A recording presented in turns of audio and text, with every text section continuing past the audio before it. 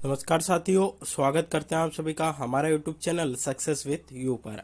आज के इस वीडियो में 6 जून का जितना भी महत्वपूर्ण हमारा करंट अफेयर्स बन सकता है उसको यहाँ पर हम डिस्कस करने वाले हैं। तो वीडियो में जो है आप लास्ट तक बने रहिएगा।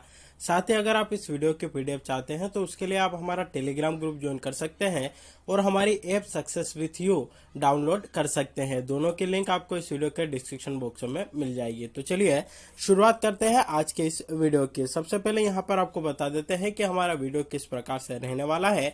तो सबसे पहले आज का जो करंट अफेयर्स है उसको यहाँ पर हम डिस्कस करेंगे। उसके बाद 5 जून का जो हमने करंट अफेयर्स देखा था उसका एक बार रिवीजन करेंगे और सबसे लास्ट में कल जो आपसे क्वेश्चन पूछा था उसका आंसर बताएंगे और एक नया क्वेश्चन यहाँ पर आप सभी से पूछा जाएगा जिसका जवाब आपको हमें कमेंट करके बताना होगा और जिसका राइट आंसर आएगा उसका जो आंसर है उसके नाम के साथ अगले दिन के वीडियो में हमारे द्वारा मेंशन किया जाएगा। तो साथियों, इस प्रकार से हमारा आज का करंट अफेयर्स का सेशन रहने वाला है। तो चलिए शुरुआत करते हैं आज के इस वीडियो की और पहला क्वेश्चन यहाँ पर हम डिस्कस कर लेते हैं।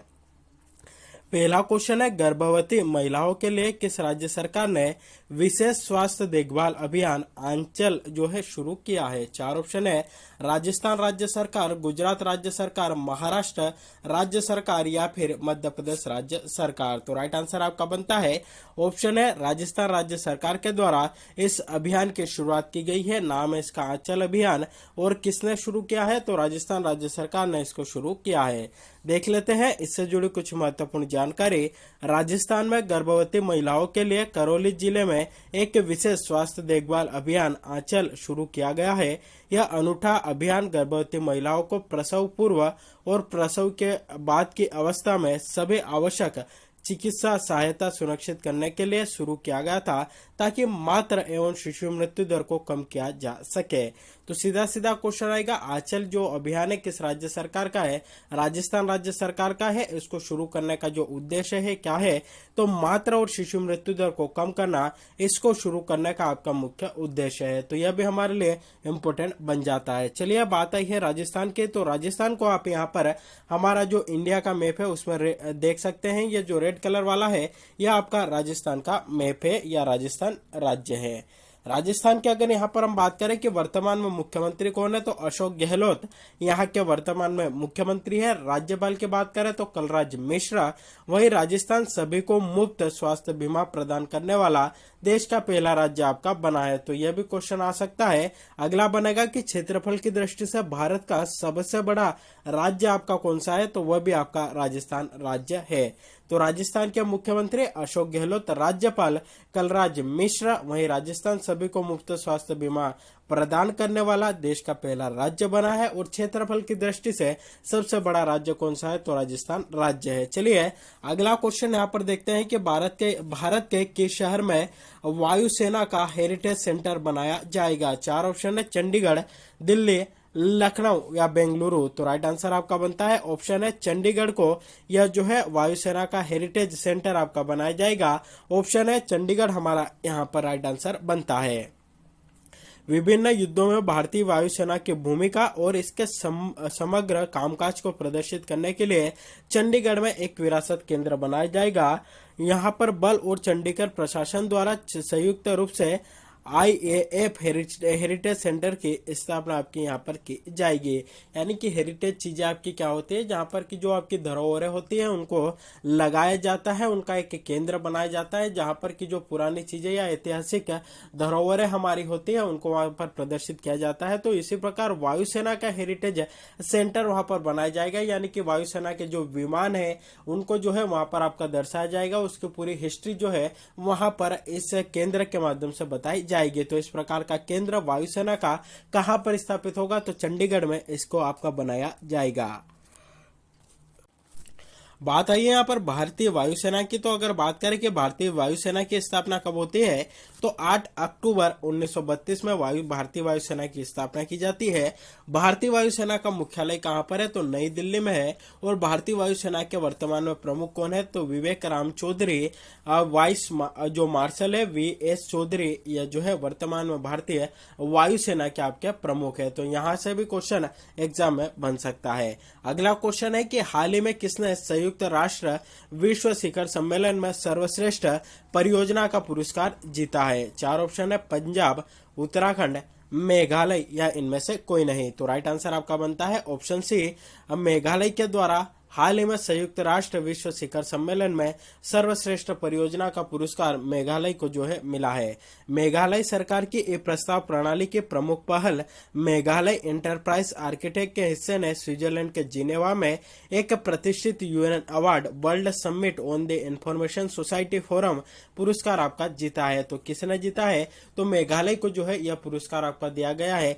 मेघालय सरकार की जो ये प्रस्ताव प्रणाली है उसको जो है यह पुरस्कार आपका यहाँ पर मिला है। चलिए यहाँ पर मेघालय की बात आई है तो मैप में देख सकते हैं रेड कलर वाला यह हमारा मेघालय है। बात करें मेघालय के वर्तमान में मुख्यमंत्री कौन है तो कोनराड संगमा वर्तमान में यहाँ के मुख्यमंत्री है। मेघालय की जो राजधानी है वह क्या है तो इसकी शिलोंग राजधानी है।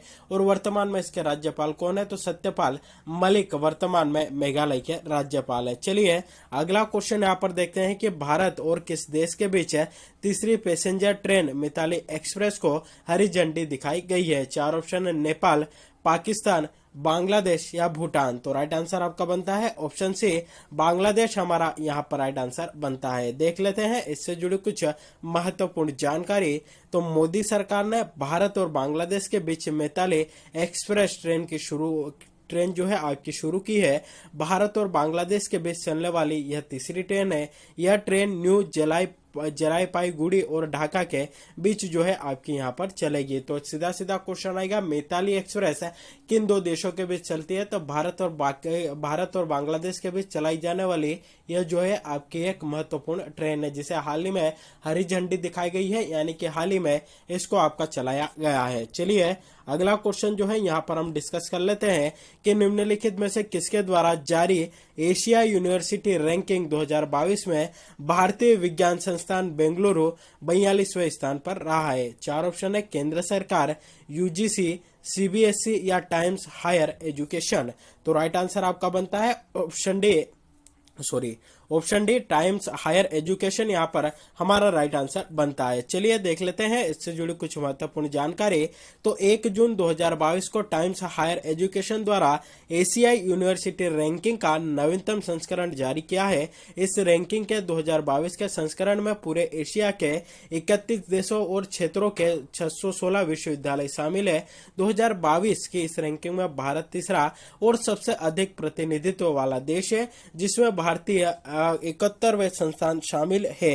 यानी कि ये जो आपके हैं 616 विश्वविद्यालय, इनमें हमारे भारत के 71 विश्वविद्यालय शामिल है इस सूची में। यानी कि जो टाइम्स हायर एजुकेशन के द्वारा हाल ही में एक सूची आपकी जारी की गई है, इसमें टॉप 50 में जगह बनाने वाला भारत का एकमात्र संस्थान कौन सा है? तो वह है आपका भारतीय विज्ञान संस्थान बेंगलुरु। और कौन से स्थान पर रहा है? तो 42वें स्थान पर आपका रहा है। तो यह भी हमारे लिए यहाँ पर इंपॉर्टेंट बनता है। चलिए अगला क्वेश्चन यहाँ पर हम डिस्कस कर लेते हैं कि कौन सा अरब देश इजराइल के साथ मुक्त व्यापार समझौते पर हस्ताक्षर करने वाला पहला देश बना है? चार ऑप्शन है, संयुक्त अरब अमीरात, बहरीन, जॉर्डन या लेबनान। तो राइट आंसर आपका बनता है ऑप्शन है संयुक्त अरब अमीरात यूएई। तो यहाँ पर यह जो यूएई है यानी कि संयुक्त अरब अमीरात इजराइल देश के साथ मुक्त व्यापार समझौते पर हस्ताक्षर करने वाला पहला देश आपका बना है। तो ऑप्शन है संयुक्त अरब अमीरात यहाँ पर राइट आंसर बनता है।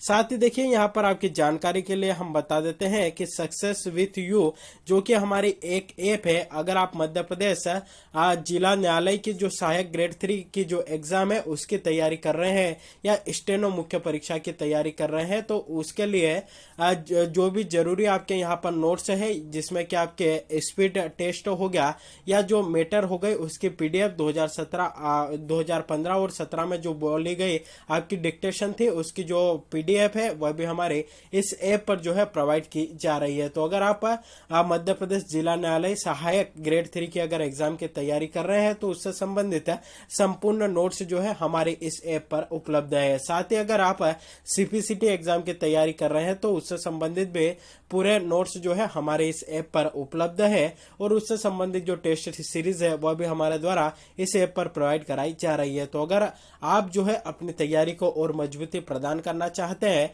तो हमारी ये जो ऐप है इसको आप डाउनलोड कर सकते हैं और जो कोर्स हमारे द्वारा यहाँ पर प्रोवाइड कराए जा रहे हैं उसको आप परचेस भी कर सकते हैं। चलिए अगला क्वेश्चन यहाँ पर हम देख लेते हैं कि 5 जून को कौन सा दिवस मनाया जाता है। 4 ऑप्शन है आपके सामने, विश्व पर्यावरण दिवस, विश्व स्वास्थ्य दिवस, जैव विविधता दिवस या पृथ्वी दिवस। तो राइट आंसर दोस्तों आपका बनता है ऑप्शन है विश्व पर्यावरण दिवस। प्रतिवर्ष 5 जून को आपका मनाया जाता है। देख लेते हैं इससे जुड़ी कुछ महत्वपूर्ण जानकारी कि इसको मनाने की शुरुआत कब होती है। तो विश्व पर्यावरण दिवस की स्थापना 1972 में संयुक्त राष्ट्र द्वारा ह्यूमन एनवायरनमेंट पर स्टॉकहोम सम्मेलन में की गई थी। यानी 1972 में जो स्टॉकहोम सम्मेलन हुआ था उसके बाद से उसमें यह निर्णय लिया गया कि प्रतिवर्ष 5 जून को पर्यावरण दिवस जो है हम मनाएंगे, विश्व पर्यावरण दिवस मनाएंगे।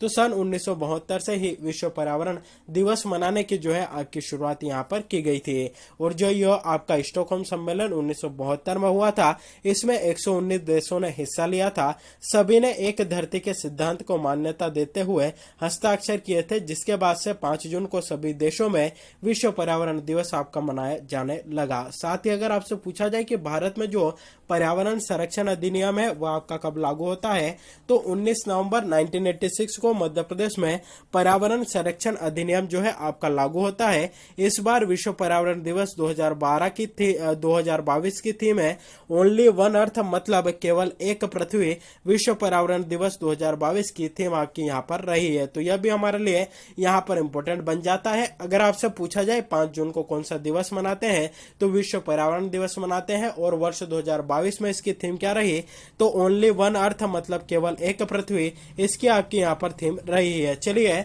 अगला क्वेश्चन यहाँ पर देखते हैं कि निम्नलिखित में से किस मंत्री ने 3 जून 2022 को बंदा सिंह बहादुर शहीद स्मारक पोस्टर जारी किया है। 4 ऑप्शन है, अर्जुन राम मेघवाल, निर्मला सीतारमण, अमित शाह या हरदीप सिंह पुरी। तो राइट आंसर आपका बनता है ऑप्शन है अर्जुन राम मेघवाल के द्वारा 3 जून 2022 को बंदा सिंह बहादुर शहीद स्मारक पोस्टर जो है आपका जारी किया गया। तो ऑप्शन है अर्जुन राम मेघवाल हमारा यहाँ पर राइट आंसर बनता है। देख लेते हैं इनसे जुड़ी कुछ महत्वपूर्ण जानकारी। तो संस्कृति राज्य मंत्री अर्जुन राम मेघवाल ने संस्कृति राज्य मंत्री अर्जुन राम मेघवाल ने 3 जून 2022 को बंदा सिंह बहादुर शहीद स्मारक पोस्टर जारी किया है। इसे राष्ट्रीय स्मारक प्राधिकरण द्वारा 9 जून को उनके 306वें शहादत दिवस से पहले आयोजित एक कार्यक्रम में लॉन्च किया गया था। बाबा बंदा सिंह बहादुर एक महान योद्धा थे जो 9 जून 1716 ईस्वी को महरलोली में अपने अन्य 18 साथियों के साथ शहीद आपके हो गए थे। तो इनसे संबंधित जो स्मारक पोस्टर है किसने जारी किया तो अर्जुन राम मेघवाल के द्वारा इसको आपका जारी किया गया। चलिए कल के करंट अफेयर्स का एक बार यहाँ पर हम क्विक रिवीजन कर लेते हैं। पहला क्वेश्चन है कि हाल ही में जापान के फुगाकू को पछाड़ दुनिया का सबसे तेज सुपर कंप्यूटर बना फ्रंटियर, यह किस देश का है। 4 ऑप्शन है, अमेरिका, फ्रांस, साउथ कोरिया या रूस। तो राइट आंसर आपका बनता है ऑप्शन है अमेरिका का सबसे सुपर कंप्यूटर बना है आपका फ्रंटियर। और किस देश का है तो यह जो है आपका अमेरिका का है। चलिए अगला क्वेश्चन दिखाता है कि हाल में किसे सेबी के पूर्णकालिक सदस्य का कार्यभार संभाला है। 4 ऑप्शन है, अशोक शर्मा, विनय शर्मा, अश्विनी भाटिया या राजीव कुमार। तो राइट आंसर आपका बनता है ऑप्शन सी, अश्विनी भाटिया के द्वारा हाल ही में सेबी के पूर्णकालिक सदस्य का कार्यभार आपका संभाला है। सेबी का फुल फॉर्म बनता है security exchange board of India. चलिए अगला क्वेश्चन यहाँ पर हम देखते हैं कि हाल ही में किस राज्य ने जाति आधारित गणना नाम से जाति आधारित जनगणना कराने का निर्णय लिया है। 4 ऑप्शन है, तेलंगाना, तमिलनाडु, राजस्थान, बिहार। तो राइट आंसर आपका बनता है ऑप्शन डी, बिहार राज्य सरकार के द्वारा इस प्रकार का फैसला आपका यहाँ पर लिया गया है। चलिए अगला क्वेश्चन यहाँ पर देखते हैं कि देश में पहला लिक्विड मिरर टेलीस्कोप और एशिया में सबसे बड़ा किस राज्य में स्थापित किया गया। 4 ऑप्शन है, मध्य प्रदेश, राजस्थान, गुजरात, उत्तराखंड। तो राइट आंसर आपका बनता है ऑप्शन डी, उत्तराखंड में देश का पहला लिक्विड मिरर टेलीस्कोप